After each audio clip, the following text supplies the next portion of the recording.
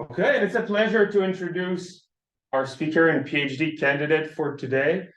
People often say that the product and outcome of a PhD is not the defense, it's not the thesis, it's about the PhD candidate themselves, about the process, right? The role of the PhD program is not to produce papers, although the papers are excellent, but it's for a young researcher to sort of figure out who they are as a scientist, figure out their own expertise, invent their own tool, their own way in science.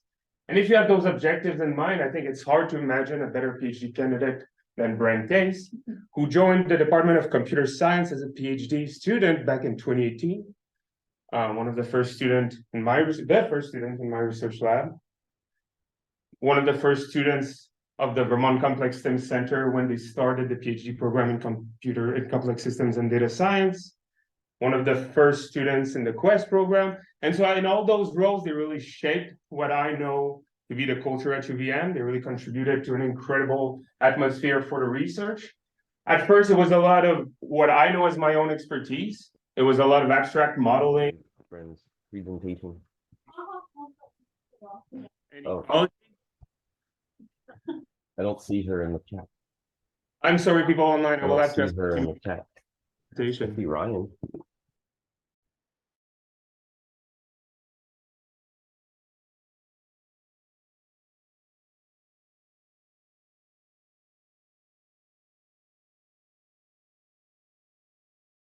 Expertise, which is in filling shortcomings of the way people like me apply models to data. And I was lucky enough to learn so much over the last 2 years. I was also have a great co-advisor to help me try to keep up with Bren. So thank you, Jean-Gabriel. And I think we would both agree that we've learned more from Bren over the last year or two. And I'm really, really excited for you all to learn what we all learned along the way. So with all that said, Bren, the floor is yours. All right. Well, first off, thanks everyone for coming. I'm really excited to be presenting some of what I've been working on the last 4 years here at UVM, and 5 years, sorry. And that is using tools from Bayesian experimental design for control and surveillance and epidemiology. So to get started, by way of an example, here's some data. This is reported COVID-19 cases in Vermont during the early days of the pandemic. And looking at this data, we see things are definitely going up, definitely going down a bit, maybe going up a bit again. But there's also a lot of fuzziness going on. And so maybe we're tempted to try to draw a line through this data that maybe more purely represents what's going on with COVID in the state during that. So perhaps we could draw this curve like this, which represents the sort of true trend in some sense. And then there's an understanding that the deviations from this trend in the data are due to noise, whatever that may mean. And finding good ways to model noise is a whole topic in of itself. But today we'll mostly be focusing on how to model this trend. And we'll be using two broad frameworks to do that. In parts 1 and 2, we'll be using mixed effects models. And here's an example where we use a temporal effect U, and that is constrained through what's called a Gaussian process. And roughly what that says is that days that are closer together should be more similar. They should be correlated. And so the effect when you fit a Gaussian process like this to data is that we get this kind of smoothing effect between the noisy data points. In part 3, we'll be moving to compartmental models, which instead of searching for correlations in the data, they try to actually assign mechanisms to what's going on with this trend. And so here's a very simple model for the infection rate called the SIR model. And it's governed by a system of ordinary differential equations, which say that each infectious individual is going to interact with beta other individuals. And the probability that that interaction hits, so to speak, a susceptible individual is equal to S, the proportion of susceptible individuals in the population. So we have a well-mixed model. And then alongside this, infectious individuals are recovering at a rate alpha. So again, we can fit this model to data and get a curve that looks like this. And I like to think of these two models as reaching a useful level of complexity or behavior from opposite directions. So Gaussian processes, at least the way I'll be using them today, start with a seemingly very over-parameterized model and then carve down to a useful level of behavior through this constraint. Mental models build up their complexity. And when it comes to fitting models to data, this is frequently a one-way process where we receive some data, we do modeling things, maybe learn some cool things along the way, and then we produce some outcomes. And these outcomes could include inference. So here's a distribution of the variability between days in the Gaussian process. We can also use these inferences to then make predictions and try to see into the future of what's going to happen next. However, there might come a time where we want to use all of this evidence from data, modeling, and outcomes to make some sort of decision.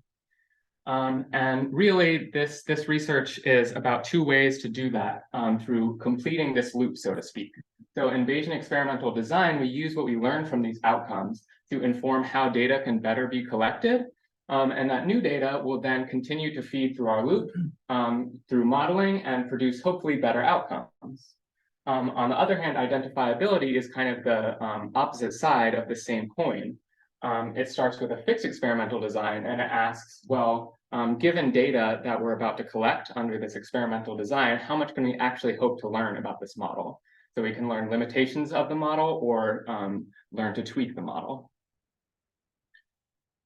And I'll be using a Bayesian framework today, so just some basics. Bayesian inference is a likelihood-based inference technique, and so it kind of starts with this probability density called the likelihood. And this gives the probability of seeing a particular data set Y given some model configurations theta. And so what we can imagine as going on in this expression is we initialize our model with some settings theta, we run it, and we get some model output. And then we want to compare how well that output matches the data in some sense. Now, to get at uncertainty in the model parameters, we use what's called the posterior distribution, and that is the product of the likelihood and as well as any prior beliefs that we have about the parameters before we actually see the data. And so what this expresses is a process of movement from the prior to the likelihood. So in theta space, we can think of the posterior as some living somewhere in between the likelihood and the prior. And a good rule of thumb to keep in mind is that as the number of observations in our data increase, or the amount of noise decreases in the data, there's going to be greater movement towards the likelihood. So the posterior is going to resemble the likelihood more and more. And a lot of what we're doing in experimental design is in some way trying to design things so that this process of movement is as great as possible. We'll see some more details about implementing Bayesian experimental design later, but for now, a key point is that the decisions we're making, they should depend not only on certainty from the future data, so that's noise from future data that we're going to see, but as well our uncertainty about our current beliefs about the parameters, and that's through the posterior predictive distribution. So that's going to be an average of the likelihood of future data over the posterior distribution of our current beliefs. Today, we'll see three topics across epidemiology, each with their own goals. So first, our goal will be to control domestic infestation of triatamines for combating Chagas disease in Guatemala. And we'll be using an adaptive design framework for interventions using the EcoHealth method. And the name of the game there will be to find a sample of houses that balances an efficient use of resources while still causing a long-term disease reduction at the community level.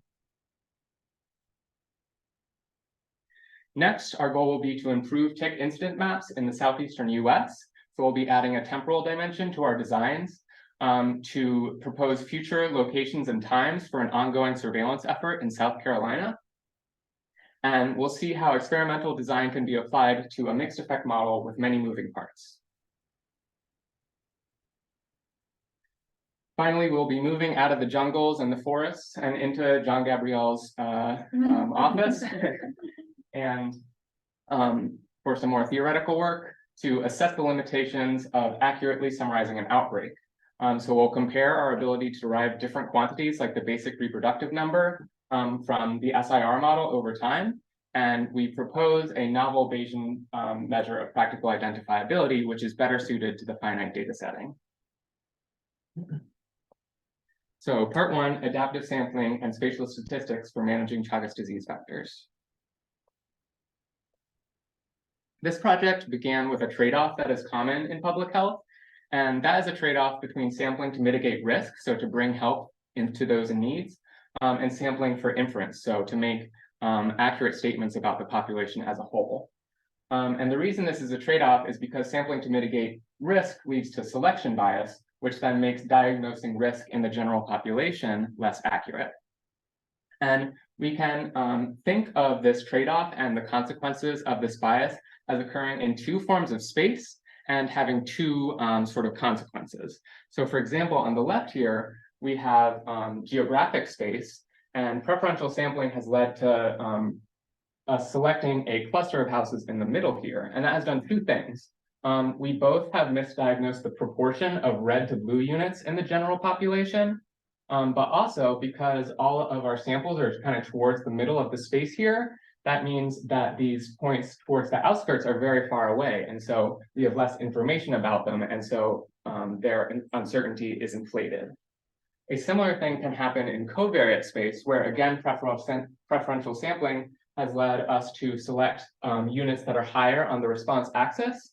And again, that's done two things where we both misdiagnosed the trend, both the slope and intercept, as well as because we have more samples on this right half of covariate space, we have a inflated confidence interval in the left half of covariate space. Now, not only so ultimately this is a problem of exploration in design space. And not only can we think of this form of bias as less exploration than random, so targeted control efforts are maybe less exploratory than random sampling, but we can also think of the opposite. So targeted surveillance might have more exploration than random sampling in this space. And that's the principle behind something like Latin hypercube sampling. And this is very important for control of Chagas disease because chronic domestic exposure to triatamines in one's home is the primary route of infection. And that means that keeping the infestation rate low enough in communities can actually be sufficient to completely eliminate Chagas disease from the community. Because of this, keeping the infestation prevalence below 5% in a village is a common governmental control target. And these efforts can include insecticide spray, as well as more lasting improvements like structural improvements to the home. But these interventions are complicated by limitations in available resources and personnel, and also by the variability and complex interactions in vector ecology, socioeconomic risk factors, and cultural practices that makes designing one-size-fits-all solutions to these interventions very difficult. And so the upshot is that both efficient and locally adaptive strategies are required. So targeted sampling could help this issue in two key areas. If our goal is for control, we could try to identify infested houses for treatment more efficiently than random sampling. If our goal is surveillance, we could try to select houses that more efficiently select that 5% or assess that 5% threshold. However, we know that these two goals are at odds with each other. And so our goal for this study was to try to find a sample of houses to visit and treat that balance both of these goals, with the hope being that we can jointly increase the efficiency of these interventions while still meeting the reduction target. Now, there's been a lot of theoretical studies in geostatistics in terms of how to arrange points in space to best achieve some goal. But a lot of what this theory says is basically as soon as our underlying model is even a little bit complicated, choosing the right locations is really, really hard. And so an alternative that has emerged is something called adaptive geostatistical sampling. Use batches as it is gathered in an iterative scheme, and we get to use that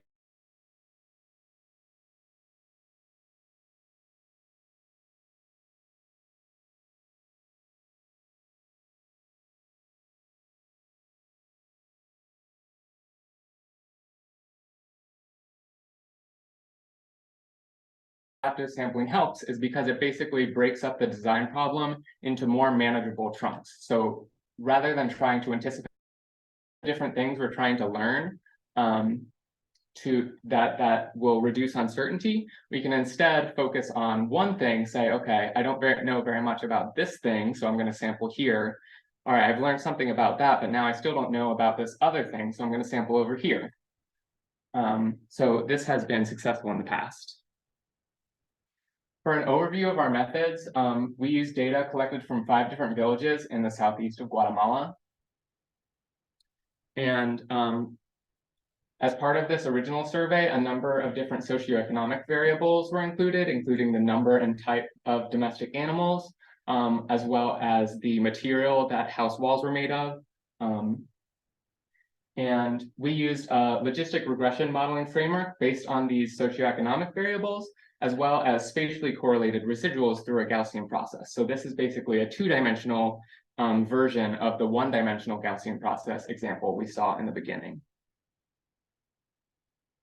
And so to choose new locations for our adaptive sampling algorithm, recall we have 2 goals. We want to identify infested houses for treatment, while also more accurately assessing that 5% threshold. So for the first, we can use the risk based on our current data. So yi is our current data, and we want to, for each unvisited house, assess the probability that we'll find Pareto means there. For the 5% threshold, we can similarly use the variance at unvisited locations, and then we can normalize these 2 things so that they're on the same scale. And to balance them, we can interpolate between these 2 things using a transition function, which depends on an exploration rate alpha.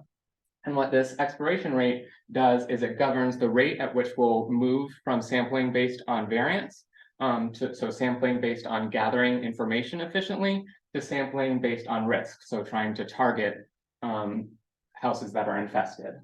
And so when alpha is 0, we're only sampling based on risk, whereas when alpha is infinity, we're only sampling based on variance, which is similar to what was originally proposed in the original adaptive sampling paper. Finally, recall that ultimately our goal is to assess whether that 5% infection target has been met throughout the village, which is a state about the village as a whole. So rather than scoring individual homes, we now need to make a statement about the whole village. And so for that, we need the joint predictive distribution. And so here's our first posterior distribution popping up. And the behavior of this distribution can actually be very different from just examining the risk of individual homes, especially because of the spatial nature of infestations going on here. So for example, if our sample so far is this, we've learned some high-risk factors and some low-risk factors.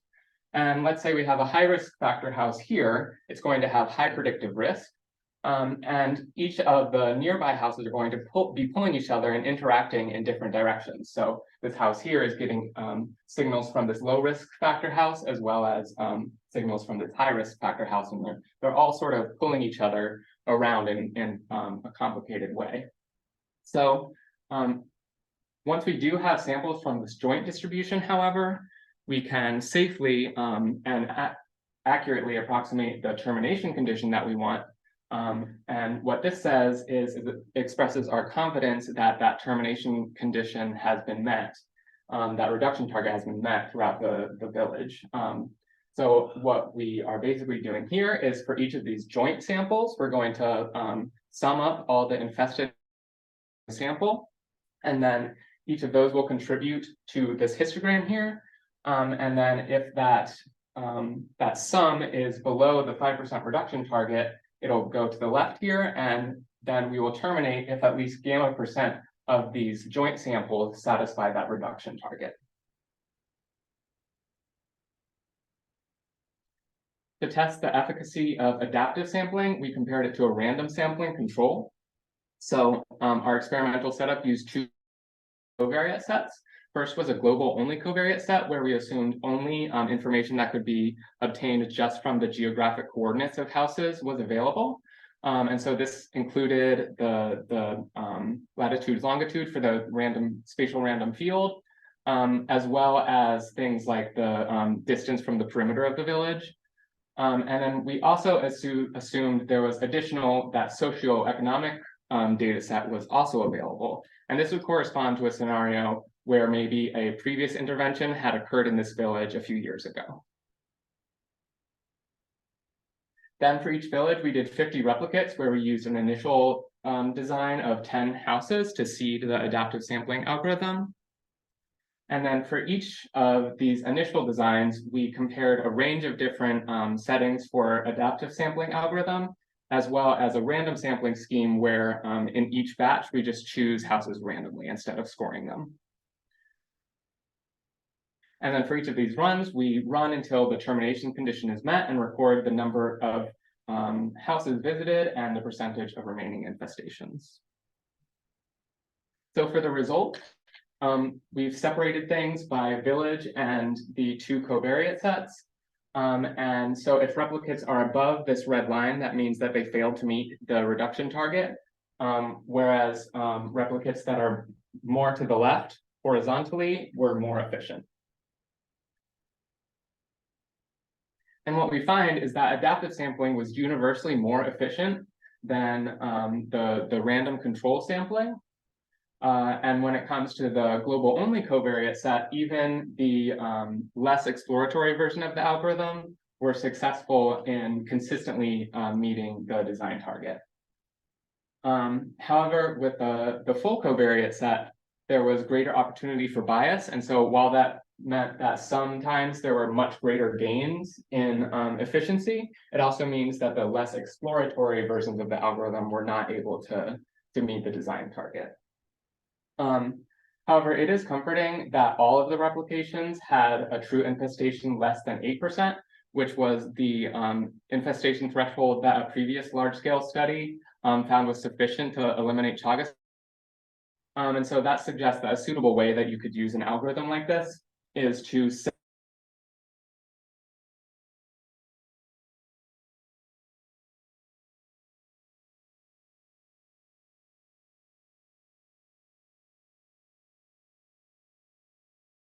using Bayesian experimental design.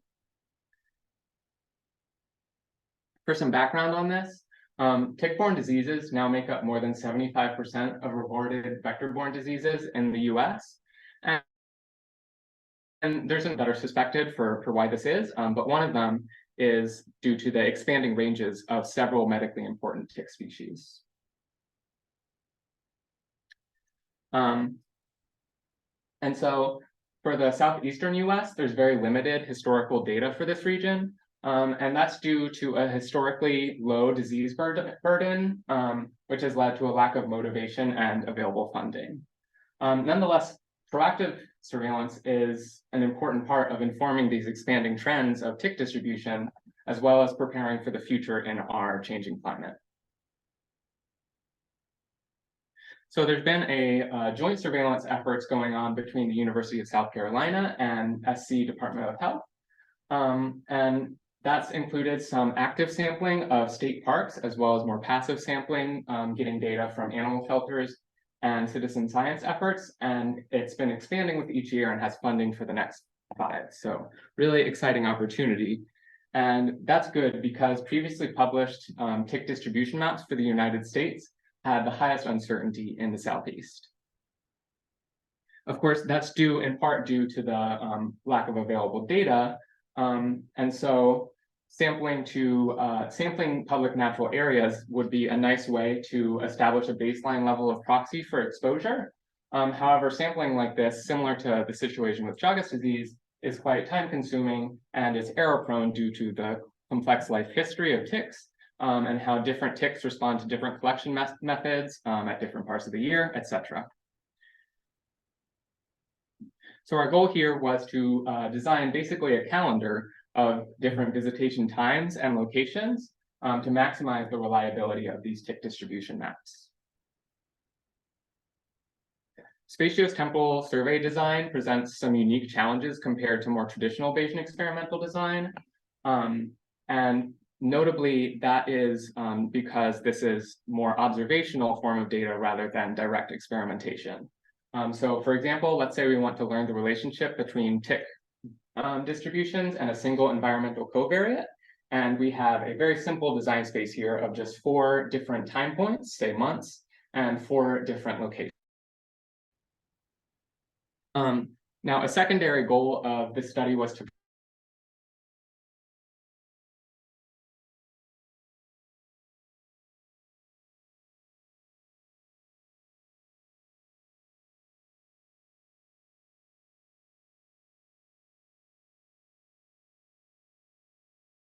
step is certainly optional, but it's going to help us be more confident in the model that we settle on to base our design.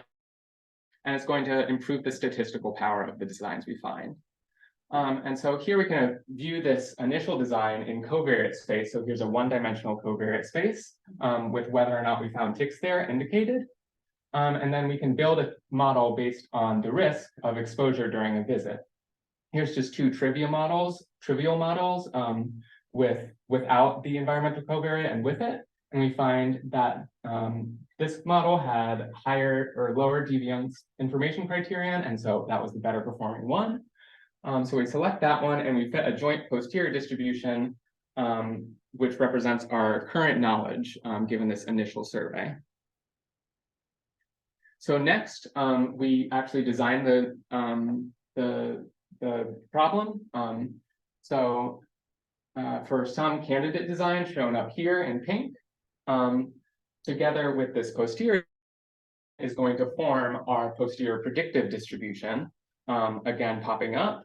And so here the posterior predictive distribution can also be represented in our one-dimensional covariate space, where uncertainty in this posterior predictive distribution is indicated with confidence bars for the predicted risk.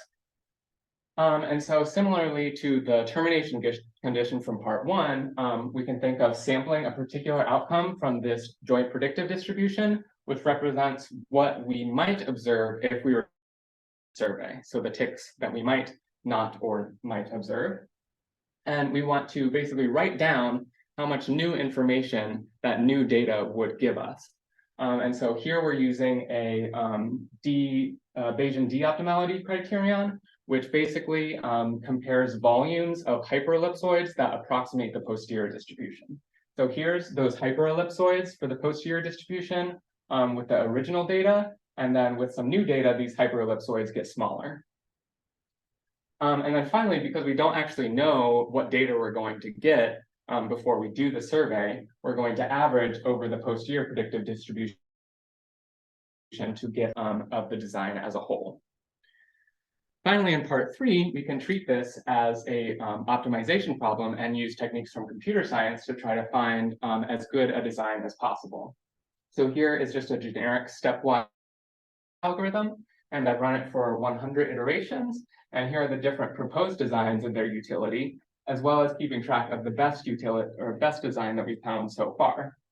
And in addition to actually going out and performing that best survey, we can also examine it and maybe learn some things about tick distributions and designs as a whole. So for example, this best performing design in this simple example aligns exactly with what traditional or historic theoretical Bayesian experimental design tells us, which is for a simple model like this, we've spread our observations throughout this side of covariate space that was undersampled, while also placing special attention at this extremal value of x equals 2. So for step 1, we used 28 different candidate models and compared them based on their DIC.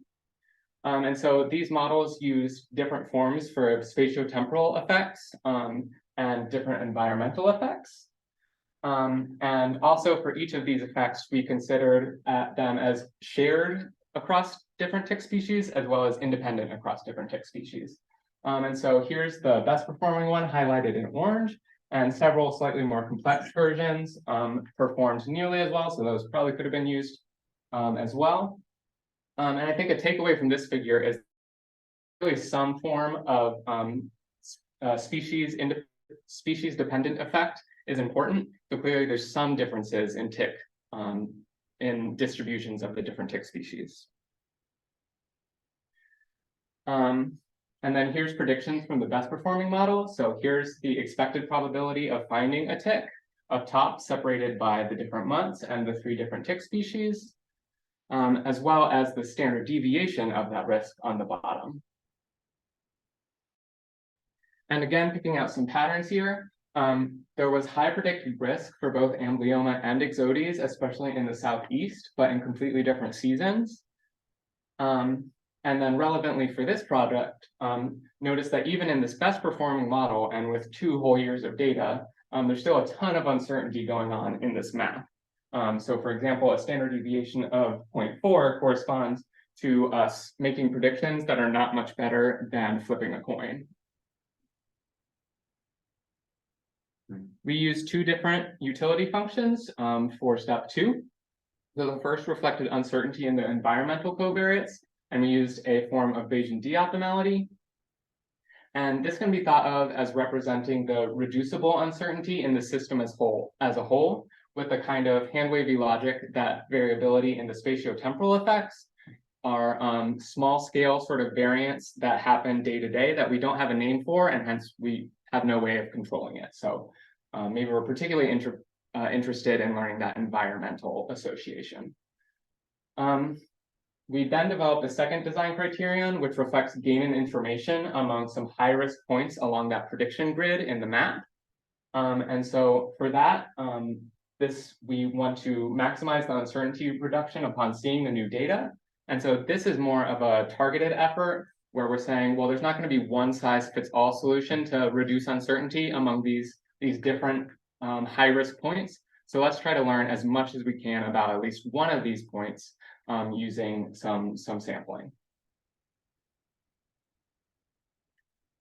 Now, it doesn't make sense for us to allow sampling to occur in some random person's backyard.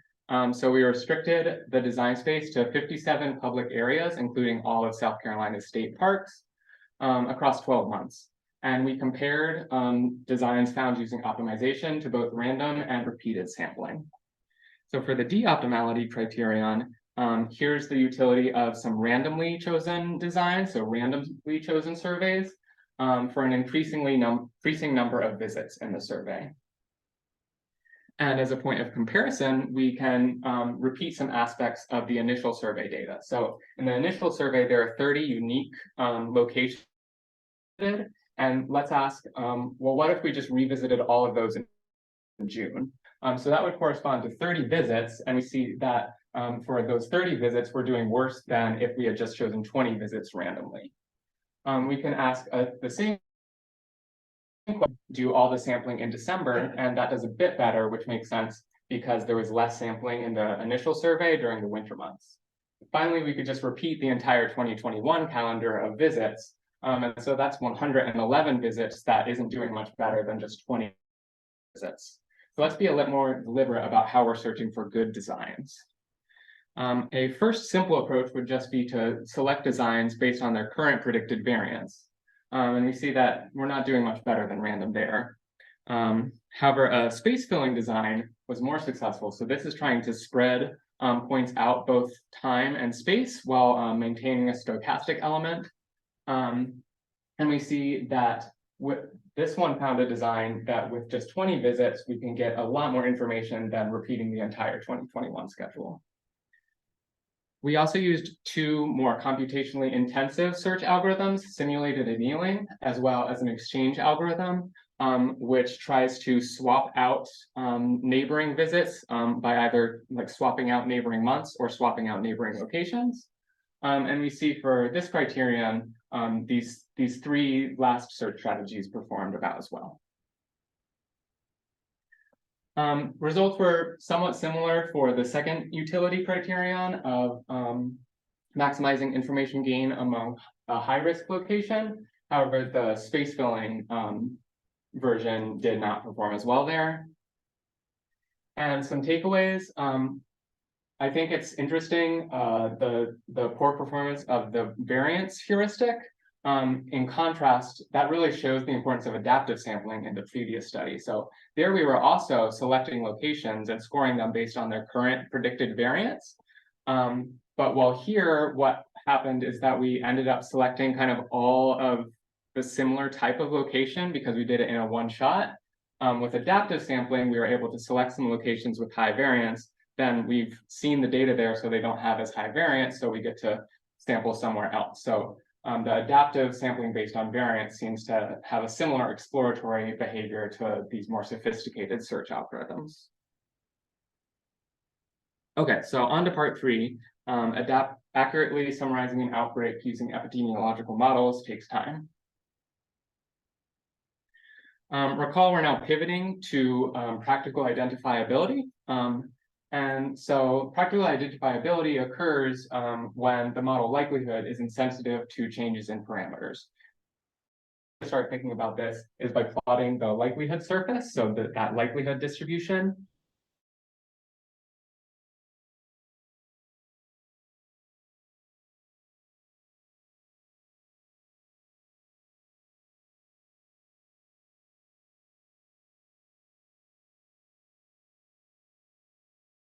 It's useful examining the likelihood surface like this to get a sense of practical identifiability.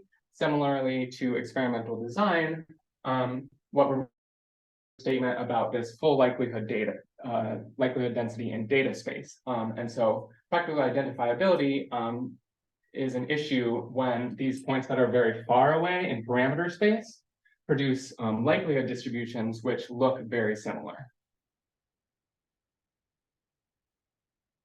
A running example in this part will be the SIR model previously discussed, and we'll be assuming Poisson distributed case counts as our data that we get to see. And so it's well known that the SIR model has an identifiability issue early in an outbreak. And that's because if we substitute the initial susceptible, so S naught, into this middle equation for S, we linearize the system and we approximate the infections, the true infectious curve with this exponential growth curve here. And if we look at this expression here, we can see that there's an exchangeability in all of the parameters. So we can increase beta a little bit and decrease S naught a little bit, and we would get the exact same expression in these parentheses. And that's what leads to a likelihood surface that looks with this very wide bend. However, once we, after 8 days of observation, we've departed from this approximation and we've broken the exchangeability, and hence the likelihood surface shrinks. Now, traditionally, practical identifiability has revolved around the covariance matrix of the maximum likelihood estimator. And under typical conditions, that converges to the inverse of the information matrix evaluated at the true parameters that created the data. And so what this information matrix can be thought of as doing as drawing hyperellipsoids that are around the true parameters that approximate the true likelihood.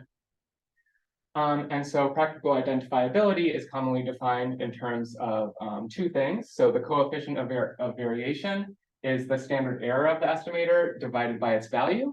And we can think of this as analogous to the diameter of these hyperellipsoids drawn through the true value and perpendicular to the axis in question.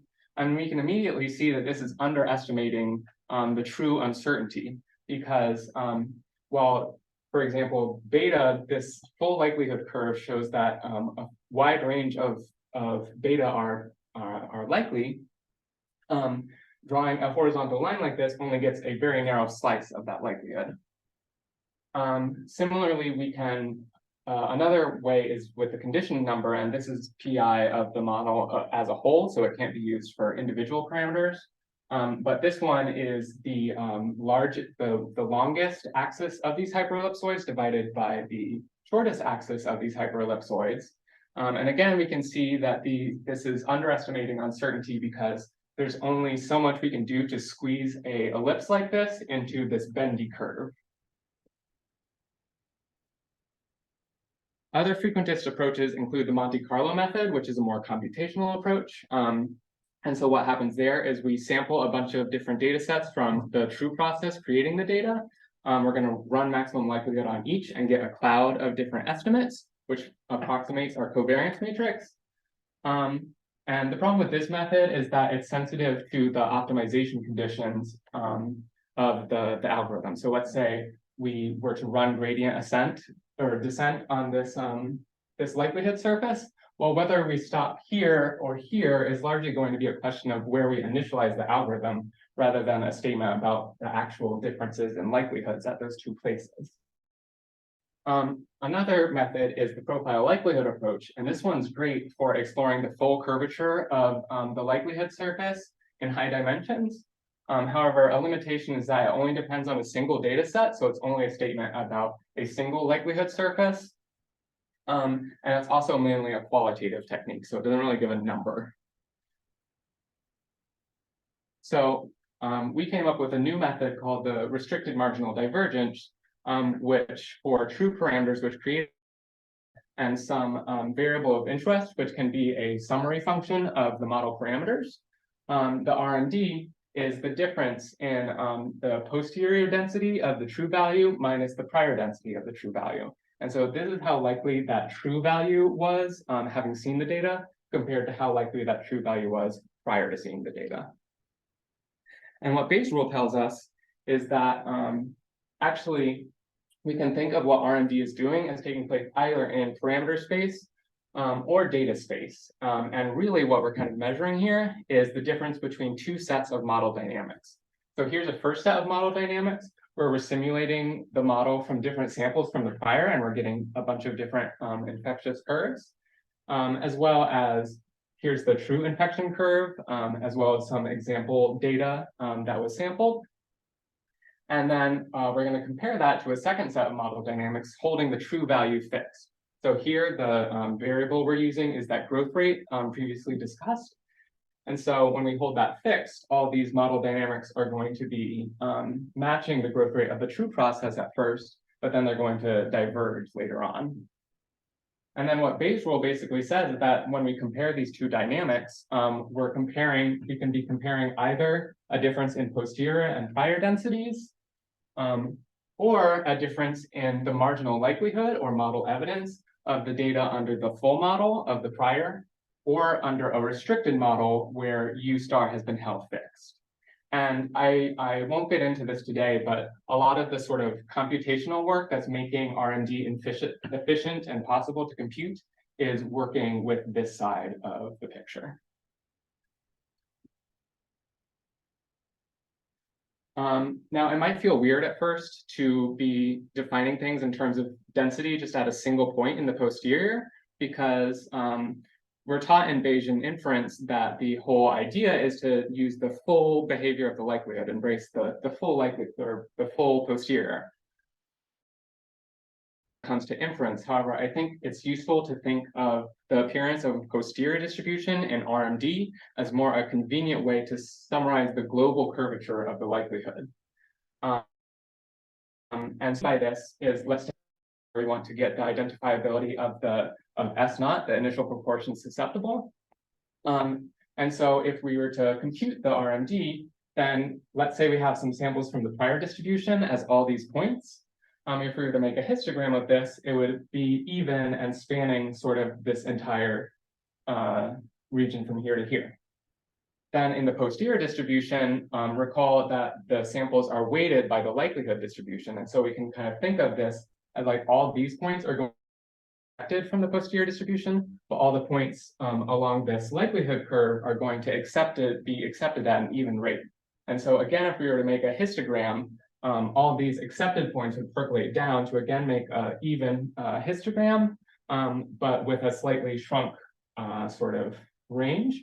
And so what RMD is doing is basically comparing the difference between the range in the prior mass and the range of this sort of full likelihood projected onto the S naught axis.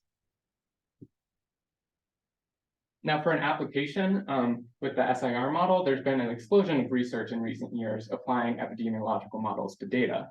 And statistics derived from these models have been absolutely critical in our plan for public communication and informing our public health response. However, we know that inferences from even simple models are limited, especially early in an epidemic.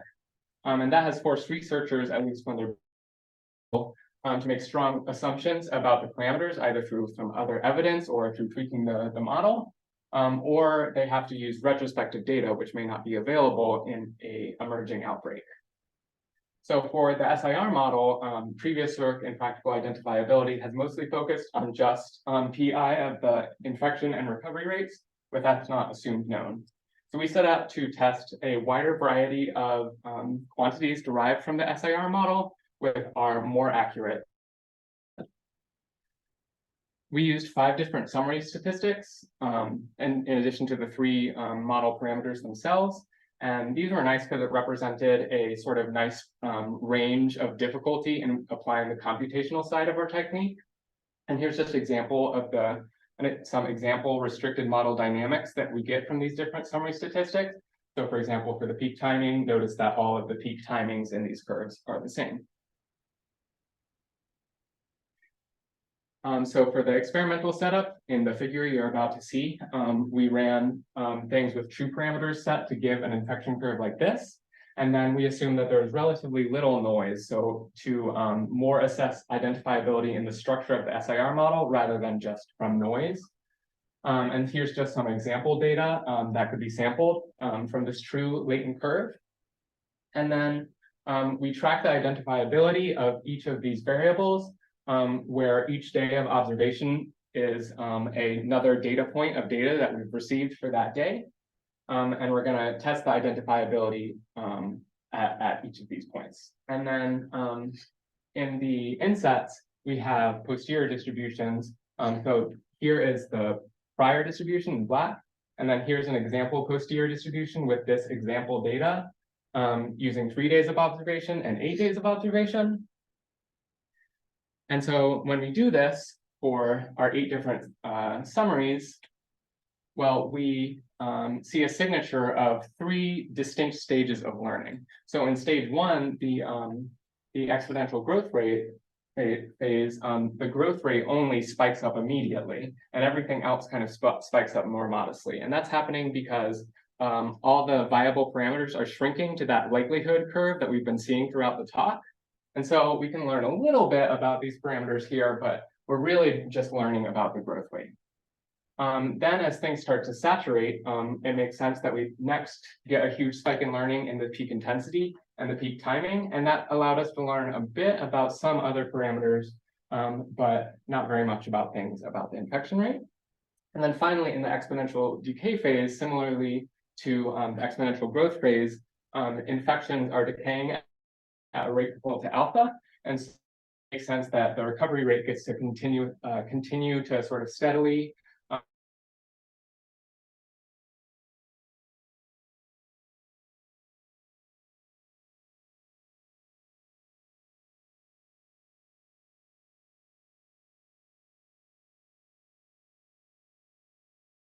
so with information-based ways to get at practical identifiability, we wouldn't see something like this. We would just see very smooth curves where things go up and then plateau but with this more accurate method, we actually get a more nuanced picture of learning where things spike up, they plateau, maybe they spike up again. And so I didn't have much time in terms of conclusions, but I just want to leave with some challenges and future work for the field. So number one, we've talked a lot about different ways to model the trend, but I think there should increasingly be research in using observation as a source of complexity in its own right. So noise as a source of complexity. And so for examples of this, we could imagine biased sampling of symptomatic individuals and how that affects our ability to learn different things in the SIR model or how we should observe them. And then there's a number of different supplemental aspects and data aspects that we could incorporate into survey design. So for example, especially in more urban settings, it would be important to have an explicit statistical model for non-participating households. And also it would be interesting to try to use some of these ways that have been developed for correcting estimates based on preferential bias sampling. This would be difficult though in the context of adaptive sampling because it requires an explicit statistical model of how that adaptation is happening. Finally, for ticks, it would be interesting, for example, to use visitation data of the different state parks using mobility data and to weight the utility that we assign different visits based on their visitation density.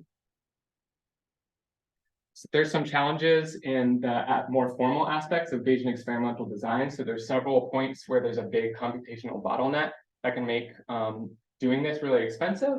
And I want to highlight one of them, especially searching for optimal designs, because a lot of the traditional optimization techniques used in popular in Bayesian experimental design, I found just did not work for me at all in this epidemiological setting. And so more generally, I think time is very ripe for a more accessible software applying Bayesian experimental design, and I'd especially like to see this for compartmental models. Finally, I'm very interested in bringing in more formalism from information geometry to try to understand why different parameters are and why different designs are better than others. And I've also sort of introduced design and identifiability as two sides of the same coin, but it's actually more accurate to sort of add this third dimension, model reduction, and there's this interesting geometric connection between these 3 points on the triangle as facilitated by the model manifold. And so with that, there's the 3 papers that were the part of this work. And thank all my co-authors on these papers, but especially Laurent and John Gabriel, my advisors, as well as Lori and Carlota Monroy for work on Chagas disease, and Melissa Nolan and Kendall Dye-Braumiller on work on ticks. So thank you.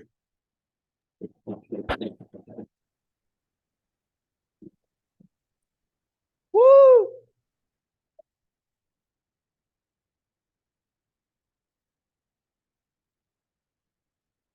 Thank you. If it's okay with our chairperson, Professor Laurie Stevens, maybe I'll handle the Q&A so I can keep an eye on Zoom as well. If there are questions on Zoom, feel free to raise your virtual hand or use the chat and I'll call on you. People in the room, you can use your actual hand. Any questions? I had a question. Back in part 2, I think 27, I think I just quickly missed the difference between the 2 plots that had the violin plots on them. What was the difference between the right and the left again? So that was we used 2 different design criteria. Okay. So this one was like how well we're learning environmental covariates. This one was like we want to learn as much as possible about a high risk location. Okay. And then you can see how I mean, the timescales or not the timescales, the utility is a bit different with the 2 of them. But yeah, okay. yeah. Eric. Yeah, so I mean, this is sort of a methodological point just for how to develop the adaptive sampling strategies. And actually, maybe it applies to parts 1 and 2, depending on how I'm thinking of things. Are you working from the real data that you have? And then if you want to test some adaptive sampling strategy, are you imagining that you're recollecting your data in some sort of adaptive way from like the history, or are you imagining possible futures? Like, how are you evaluating how well the different search strategies work? Yeah, so there's a nuance between what's called sequential sampling and adaptive sampling. And so in adaptive sampling, as you said, we're actually getting to see the data in each of those batches. So if we were to go and like survey 3 houses, we're actually seeing what we found there. There's also a variant called sequential experimental design, where we're gonna find batches, but we're doing this process similar to part 2, where we're averaging over the posterior predictive distribution from those batches. It turns out that if you do sequential experimental design, it's almost always very similar to what you would do if you just kind of did it all in one shot, like we did in part 2. But yeah, there's definitely that sort of nuance between are we actually observing that data, or are we anticipating what data we might get there?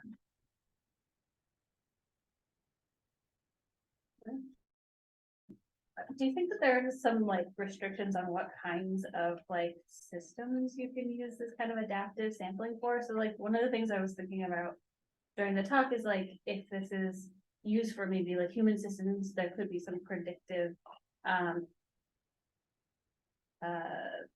prediction happening, I guess, where like if you have this adaptive sampling and you're getting feedback that's going back to the population that can influence the possible prediction. Mhm. Like, that doesn't make sense to use this for like an ecological space, but is there a way to maybe measure that, of like how the adaptation in the sampling mechanism, I guess, like impacts the formative prediction? Mhm. Yeah, Yeah, so, I think where maybe there would be big departures from what we've kind of been thinking about today, is in like what does, or what is the design? So you Yeah. need a formal way to map like design inputs, whatever that means, to sort of model behavior. So the inputs should change whatever your model is doing, right? And then the other thing is that this would work for any model that you can simulate from. So as long as you can run your Python code and get outputs from your model, you can do this. However, it's a lot harder if you don't have a formal likelihood. Mhm. And so that's kind of where it helps if you can write probability of what that data is given your model, but it's actually not a necessity. And there's really interesting work for Bayesian experimental design with implicit likelihoods. Nicholas? Yeah, really nice talk. I was curious, I didn't have enough time with the figure, so it might just be an understanding issue. But I was curious, I was kind of expecting to see a monotone increase in identifiability, but like near the saturation period, there were like one or two parameters where it like slightly was not. I was wondering if you could talk about that. Right. That's probably noise, I guess, is the short answer. So, like for example, here it dips down a little bit. That's probably just noise. Okay, and like bottom left as well. Bottom left. Yeah, I mean, it's certainly it can get really weird.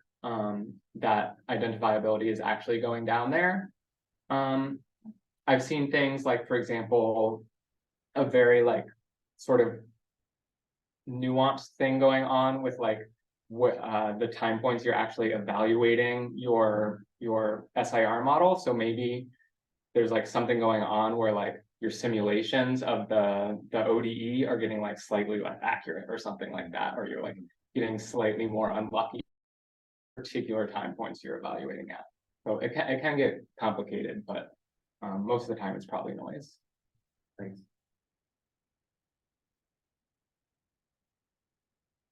John Gabriel? I have one more question. So on that identifiability, and maybe this is not knowing exactly the meanings fully of identifiability, but is there an optimal, like, can you identify an optimal identifiability? Is it after like you reach a certain number of days of observation, or would you say there's a point within this that you would be comfortable going up to a certain amount of days and not going forward, like not, because you don't gain as much possibly from like more days of observation, so.